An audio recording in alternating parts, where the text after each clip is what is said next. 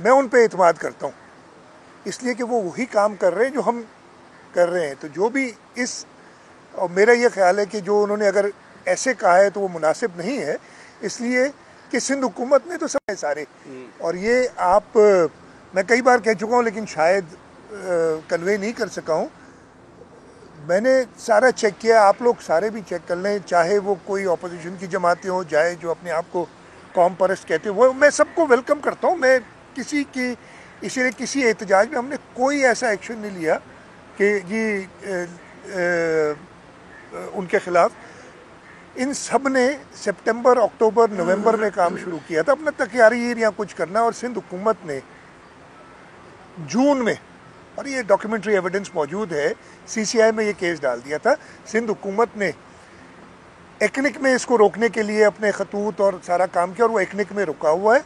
लेकिन उसके बावजूद अगर वो ऐसी बात करते हैं तो मैं उनके लिए ऐसी बात नहीं करूँगा। इसलिए एक ही कॉज है हमारा, इन कनाल्स को रोकना है। इसलिए क्यों रोकना है, कोई इसलिए कि पसंद नहीं है कनाल रोकना, इसलिए कि ये इस मुल्क की बेहतरी के लिए नहीं है, इस सूबे की बेहतरी के लिए नहीं है, और इस मुल्क की बेहतरी के लिए नहीं है।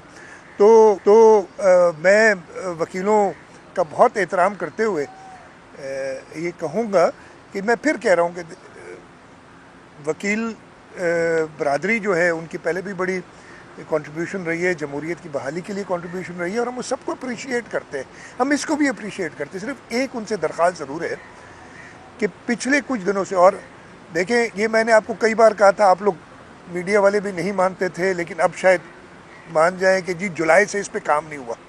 जुलाई में थोड़ा बहुत हुआ था, वो भी काम नहीं हुआ था, मतलब कुछ लाख रुपयों का इधर मट्टी इधर उधर की थी जो उन्होंने, उसके बाद काम नहीं हुआ। तो ये कौन थे जुलाई में? तो बहुत ही एहतराम के साथ, शायद आपको भी पता नहीं था कि कोई ऐसा मंसूबा है, सिंध हुकूमत ने रुकवाया था। हम इस पे स्ट्रगल, और जब अब ये भी कहा जा रहा है ना कि अब ये पीपल्स पार्टी क्यों निकली है, इसलिए सिंध के लोगों में बदगुमानी पैदा की गई है। और ये मैं अपने वकीलों से या अपोजिशन की पार्टी से नहीं कह रहा, हम दूसरे सूबे अपर राइपेरियन जो है उससे नाखुश हैं कि उन्होंने ये बदगुमानी पैदा की कि खामखा के इफ्तिताह दिखा के, जो कि इफ्तिताह भी नहीं थे, वो पता चल गया सबको कि इफ्तिताह भी वो नहीं थे इस सूबे के लोगों के अंदर। इसलिए फिर हमने, चेयरमैन बिलावल भुट्टो जरदारी ने सोचा कि वो खुद लोगों के पास जाएं और उन्हें हकीकत बताएं, तो इसलिए जलसे जुलूस कर रहे हैं। मेरी सिर्फ एक दरख्वास्त है, मैं खत्म कर लूँ, एक दरख्वास्त है, हम साथ हैं इस पूरे, हम ये नहीं कहता कि हम आगे चलें भाई, हम आपके पीछे हैं। जो भी आप सब, जिस चीज़ में आपका ईगो सेटिस्फाई हो, मैं तैयार हूँ। ये आपने किया, मैं ये भी मानने के लिए बहुत शुक्रिया आपका, बहुत मेहरबानी, अच्छी बात है। मैं तो एक बार भी, और बड़ी अफसोस की बात है कि उन्होंने हमारे लिए हर किस्म की बातें की, अपोजिशन ने कम हर किस्म की, लेकिन मैंने आज यही कहा है, सिर्फ एक चीज़ से गलत खबर ना दें, लोगों के अंदर खामखा का इस्तराब ना फैलाएं। प्रोजेक्ट जुलाई से रुका हुआ है, प्रोजेक्ट का अप्रूवल एकनिक में नवंबर से रुका हुआ है, एकनिक ने अप्रूव नहीं किया, इसलिए कि सिंध हुकूमत ने कह दिया है कि हम इसको सपोर्ट नहीं करेंगे। और वफाकी हुकूमत का इस हद तक मैं शुक्रगुजार हूँ कि उन्होंने एकनिक में उसको आगे नहीं बढ़ाया। लेकिन इस बात पे मैं नाखुश हूँ कि उन्होंने इसको अभी तक ख़त्म क्यों नहीं किया, और हम यही चाह रहे हैं कि ये जल्द से जल्द ऐलान हो कि ये प्रोजेक्ट ख़त्म। हाँ, जो पानी के मसाइल हैं, जो हमारे यहाँ जो फूड सिक्योरिटी के मसाइल हैं, उस पर हम बात करने के लिए वफाक से तैयार हैं कि कैसे उसको एड्रेस किया जाए। ये कनालों से एड्रेस नहीं होगा, ये हम अपनी प्रोडक्टिविटी बढ़ा के एड्रेस होगा, ये हम better efficient use of water से एड्रेस होगा, जो हम बता चुके हैं। तो जो मैं कह रहा हूँ कि मैं सब दोस्तों से, चाहे वो वकला हों, चाहे अपोजिशन की जमातें हों, एहतजाज करें, ज़रूर करें, इसलिए कि अच्छी बात है ना, वही कॉज है जो मेरा कॉज है, जो सिंध के लोगों का कॉज है। लेकिन जो लोगों को तकलीफ़ आ रही है उसका भी थोड़ा सा ख्याल कर लें। एहतजाज के कई तरीके होते हैं, आप रोड ब्लॉक करके एहतजाज करना, अपने सिंध के लोगों को ही तकलीफ में डालना, क्या ये मुनासिब है? मैं कह रहा हूँ, मैं माइंड नहीं कर रहा हूँ उनके एहतजाज को, लेकिन ये तो सोचे ना कि आपने अगर 700-800 लोग हों या 1000 हों या 50,000 लोग हों, मतलब मुझे नहीं गिनती मैं नहीं करना चाह रहा, इसलिए गिनती करूँगा तो फिर नाराज़ हो जाएंगे कि कितने लोग हैं या कितने नहीं हैं। या 10-15 लोग अगर M9 को बंद कर दें और हुकूमत सिंध कुछ ना करे, इसलिए कि हम चाहते हैं कि इस कैनाल के मामले पे सब साथ रहे, इकट्ठे रहे। उनको भी ये सोचना चाहिए कि सिंध के लोगों को साथ रखना। जो तकालीफ हो रही है, मैंने उधर देखा है, जो मेरे पास वीडियोस आई हैं, एम्बुलेंसेस को रोका गया है, फिर बाद में छोड़ दिया गया है। वहाँ पे मवेशी हैं जो शदीद तकलीफ़ में हैं और उनके मालकान शदीद तकलीफ़ में हैं। तो बराए मेहरबानी एहतजाज अपना जारी रखें। हम आपके एहतजाज को सपोर्ट करते हैं, लेकिन लोगों को तकलीफ में ना लाएं। एहतजाज का तरीका ये भी हो सकता है, रोड से आप हटके साइड रोड खुला रखें, सब लोग देख रहे हैं, आप जितने भी लोग हैं। मैं तो कह रहा हूँ कि जब रोड पे होते हैं ना तो हम शायद कम गिनते हैं, जब एक जगह खड़े होंगे तो हमें पता चलेगा कि लाखों लोग जमा हैं या करोड़ों लोग जमा हैं, वो सब आप ही रिपोर्ट करेंगे।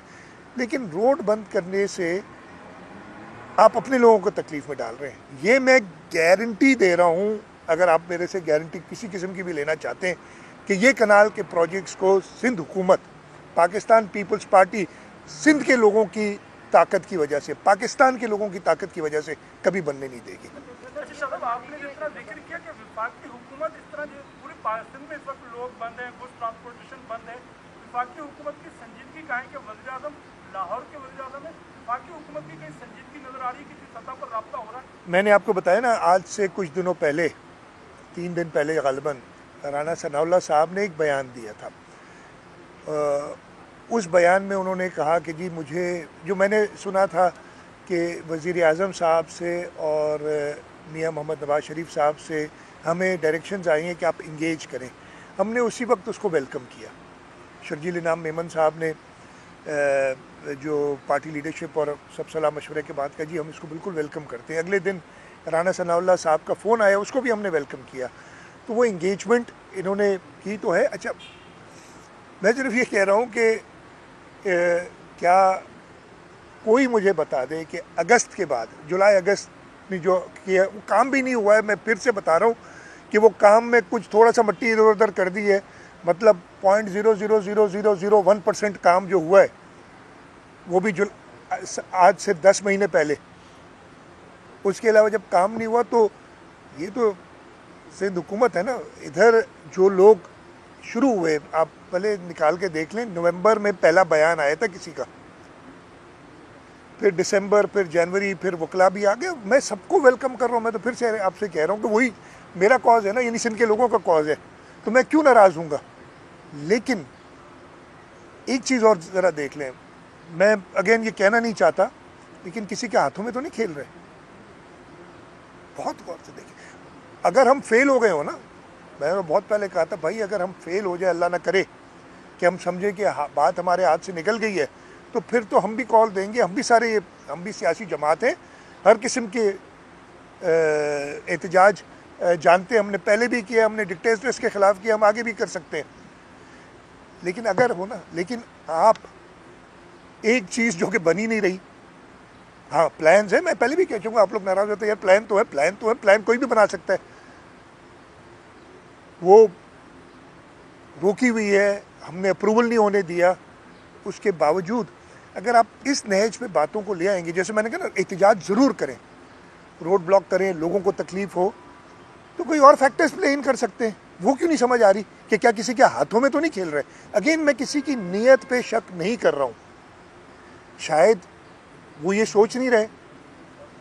और मैं वफाकी हुकूमत से ये ज़रूर कहूँगा कि चीज़ें दुरुस्त नहीं है इस वक्त, उन्हें जल्द एक्शन लेना चाहिए। मैं उम्मीद करता हूँ कि अगले 2-3, आज जहाँ तक मुझे पता है प्राइम मिनिस्टर साहब टर्की जा रहे हैं या चले गए हैं, रवाना हो गए तुर्किया, ये मुझे पता है कि कल शायद वापस आ रही। मैं उम्मीद करता हूँ कि प्राइम मिनिस्टर साहब सिंध के लोगों की, इवन अपर राइपेरियन में, लोअर अपर राइपेरियन, ये सिंध पंजाब का झगड़ा नहीं है, लोगों का झगड़ा नहीं है, ये अपर लोअर राइपेरियन का तो मेरे अपनी शाख पे जिस पे मैं उधर भी झगड़े होते हैं, इस आपको पता है। लेकिन हुकूमत का काम है कि वो इंसाफ के साथ उस पर फैसला करे। इवन अंग्रेज़ों ने जब अपर राइपेरियन ने स्कीम्स बनानी चाहिए तो लोअर राइपेरियन के एतराज़ पे अंग्रेज़ों ने स्कीम्स, जब अंग्रेज़ हुकूमत करता था इस मुल्क पे, इस खत्ते में, उन्होंने नहीं अलाउ किया था। तो प्राइम मिनिस्टर साहब इंसाफ से काम करेंगे, मुझे पूरी उम्मीद है। इसलिए कि मैं ये कहूँगा ना कि उन्हें पता है कि कॉन्सिक्वेंसेस क्या है इसके, सबको पता है।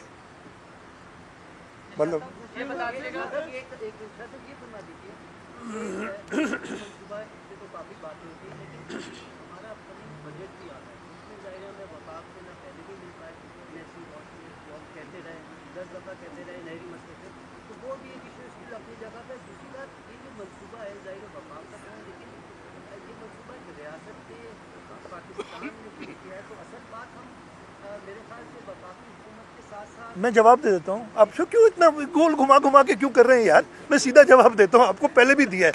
सबसे पहले आपने एनएफसी की बात की। एनएफसी के ऊपर मैंने कई बार और प्राइम मिनिस्टर साहब की मीटिंग्स में भी कहा है, और कल मुझे एक ख़त मिला जो 19 अप्रैल को है ना, ये नहीं पुराना, 19 अप्रैल को एक ख़त फेडरल फाइनेंस मिनिस्टर जो हेड करते हैं नेशनल फाइनेंस कमीशन को, उन्होंने ख़त भेजा है। 1 साल और कितने 2 महीने हो गए तकरीबन हुकूमत को आए हुए, यानी 14 महीने बाद ख़त भेजा है कि सिंध अपना नुमाइंदा, इसलिए एनएफसी के अंदर फाइनेंस मिनिस्टर मेंबर होता है और एक प्राइवेट मेंबर नॉमिनेट करती है सूबाई हुकूमत, वो मेंबर होता है। तो आप अपना नुमाइंदा नॉमिनेट करें 14 महीने बाद। कल मैं आपको ये खुशखबरी देता हूँ कि ये ख़त आया है मेरे पास, कल मुझे मिला है, और इंशाल्लाह आज तक या लेटेस्ट कल तक हम अपने नुमाइंदे सलाह मशवरे के बाद हम अपना नुमाइंदा उसमें इंशाल्लाह दे देंगे, ताकि तो ये सीरियसनेस और मैं इस पर हम एतराज़ करते रहें। दूसरा, मैंने आपको कहा, देखें फूड सिक्योरिटी का इशू है मुल्क में।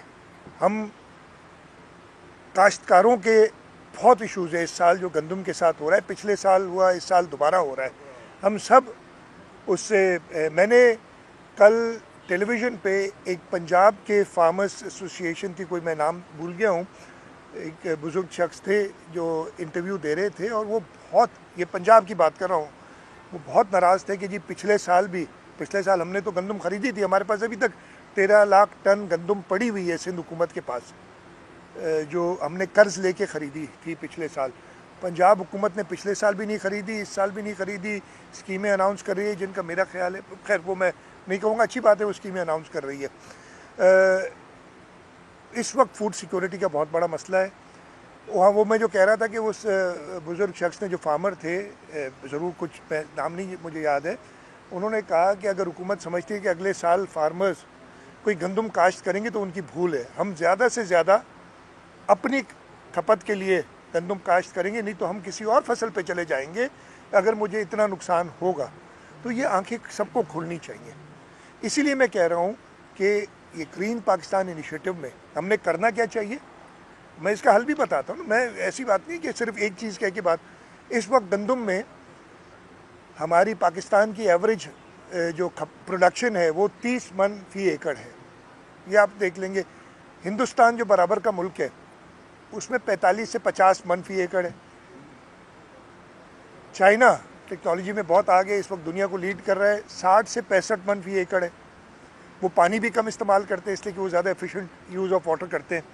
अगर हम 30 मन से 50 नहीं जो इंडिया कर रहा है, बीच में आ जाते हैं, 40 मन कर लें अगले 1-2 साल में मेहनत करके, ऐसे नहीं होगा।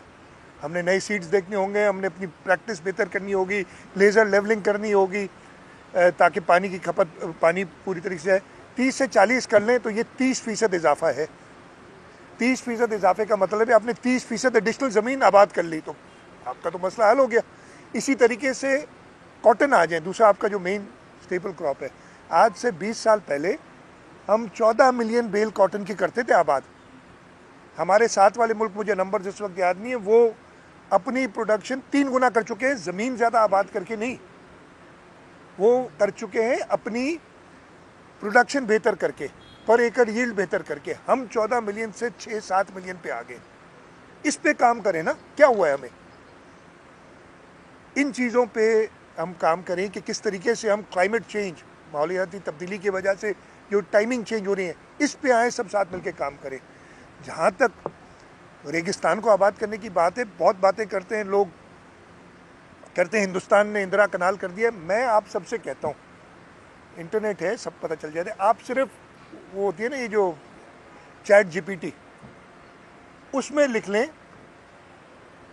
कि व्हाट है द फाइनेंशियल या इकोनॉमिक इम्पैक्ट ऑफ इंदिरा कनाल जो उन्होंने बनाया इन इंडिया, वो आपको पूरा कीजिए, हाँ हुआ तो है, ज़मीन भी ज़्यादा आबादी होगी तो सही ना, पानी ले जाएंगे, लेकिन फाइनेंशियली लॉस है। हाँ सोशल सेक्टर में हुआ है, वहाँ पे भी ज़मींदारों को, लोगों को तकलीफ हुई है, इसलिए अपर राइपेरियन को मिल जाता है, लोअर राइपेरियन को मिलता है। हम इस टाइप की चीज़ें करते क्यों हैं? पानी का जहाँ तक मसला है, 1945 में उस वक्त सिंध पंजाब एग्रीमेंट जो हुई थी, Sindh Punjab upper lower riparian, ये सिंपल बात है, जो एग्रीमेंट हुई थी उसके अंदर जितना पानी इंडस में था वो डिस्ट्रीब्यूट हो गया था।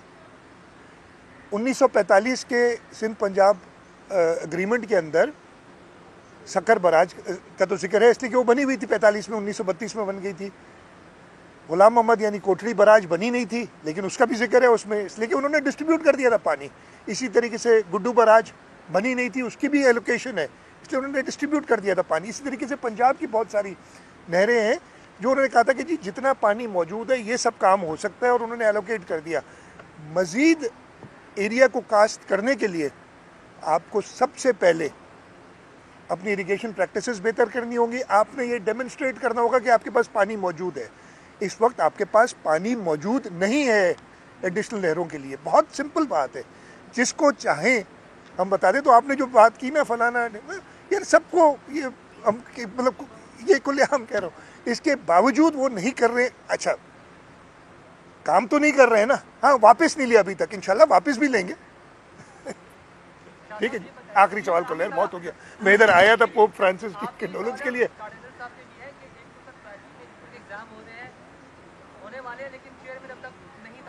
क्या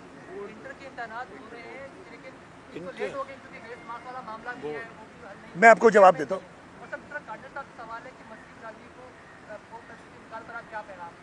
मैं सबसे पहले वो बता देता हूँ आपको, इसलिए कि ज़रूरी बात है। देखें, हमने थ्रू अ कम्पिटिटिव प्रोसेस एक सर्च कमेटी के थ्रू चेयरपर्सन्स जो थे बोर्ड्स के वो किए, और जो टॉप रैंक्ड बंदा था उसमें एक रिटायर्ड 22 ग्रेड का अफसर, 22 ग्रेड तक जाने के लिए ज़रूर, और फेडरल सर्विसेज का अफसर जो कई इम्पोर्टेंट पोजीशंस पे रह चुका था, उसने ऑप्ट किया, उसने अप्लाई किया, और उसको मेरिट पे, इसलिए कि मेरिट में इससे ज़्यादा क्या हो सकती है, सेलेक्ट किया गया। अनफॉर्चुनेटली उससे पूछा भी गया था जब वो इंटरव्यू पे भी आया, लेकिन उसके बाद उसने मना कर दिया कि मैं नहीं ज्वाइन करना चाहता। तो ये एक हमारे लिए तकलीफ हुई। हम इस पर देख रहे हैं कोई फ़िलहाल स्टैंड बाय अरेंजमेंट करें, लेकिन सिंसेरिटी हुकूमत सिंध की, इससे आप जाहिर कर सकते हैं कि एक सर्च कमेटी में, और ये मैं बिल्कुल कहता हूँ कि कोई बता दे जो भी हमने किया था, सब मेरिट के अंदर हमने चेयरपर्सन, इसलिए बहुत ज़रूरी चीज़ है ये। लेकिन ये अनफॉर्चुनेट हो गया कि उसने ज्वाइन नहीं किया, और हम कोई मेक शिफ्ट अरेंजमेंट उसके करने के लिए जा रहे हैं ताकि लोगों को, स्टूडेंट्स को कोई तकलीफ ना हो। बस ख़त्म हो गया। कार्डिनल से सवाल किए, cardinal message to the Christian community. On the death of Pope Francis? Yes. बल किसी की भी वफात, हाँ वो लीडर हो, आम शख्स हो, वो मर जाना तो नॉर्मल चीज़ है। तो ये मतलब है कोई इस सेंस में ये कोई ट्रेजिडी वगैरह नहीं हुई है, ये बस ज़माने की बात है। 88 साल के थे, और ये जो उनकी बीमारी थी फेफड़ों की, ये तो बहुत सालों का है, लेकिन पोप फ्रांसिस चलता रहा। अभी भी डॉक्टर ने कहा 2 महीने के लिए अब फुल रेस्ट करें, लेकिन वो कह रहा नहीं, ईस्टर की भी आ रही है, मैंने भी कोई पैगाम देना है। वो चलता गया, आखिरकार खुदा ने अपना काम कर दिया। तो इस सेंस में मैं कह रहा हूँ ये कोई ऐसे नहीं, कोई ट्रेजिडी नहीं है। अब जो चर्च का प्रोसीजर के मुताबिक नया पोप को हमने चुनना है, तो उनके मतलब जब ये सारे रसूमात हो जाएंगे दफनाने का, उसके बाद जो तमाम दुनिया के कार्डिनल्स हैं, कार्डिनल साहिबान तकरीबन 135 हैं इस वक्त, वही पोप नए पोप को चुनेंगे। तो वो उनके ये सारे जिससे मैंने कहा ये रस्मात हो जाएंगे शायद अगले हफ्ते तक। अब तक डेट नहीं दिया उन्होंने हमें। हम मतलब है मैं भी कार्डिनल हूँ, तो मुझे भी रोम जाना पड़ेगा, और फिर हम वोट डालेंगे किसको इन 135 में से हम पोप बनने के लिए वोट डालेंगे। ये प्रोसीजर। चीज़ें दुरुस्त नहीं, विफाकी हुकूमत को फौरी एक्शन लेना चाहिए। वज़ीर आला सिंध गुफ्तगू कर रहे थे। एहतजाज करने वाले किसी के हाथों में तो नहीं खेल रहे। नहरों पर हुकूमत से मुज़ाकरात को खुश आमदीद कहा। सिंध अपनी ताकत से नहरें नहीं बनने देगा। एहतजाज जारी रखें लेकिन रास्ते बंद ना करें। सड़कें बंद करके अवाम को तकलीफ देना मुनासिब नहीं। मनसूबा खत्म ना करने पर हुकूमत से नाखुश हैं।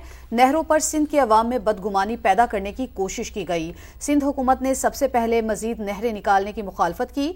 मजीद नहरों का मनसूबा रोकना पाकिस्तान और सूबे की बेहतरी के लिए है। सिंध केनाल्स का मसला CCI में उठाया, किसी एहतजाज पर कोई एक्शन नहीं लिया।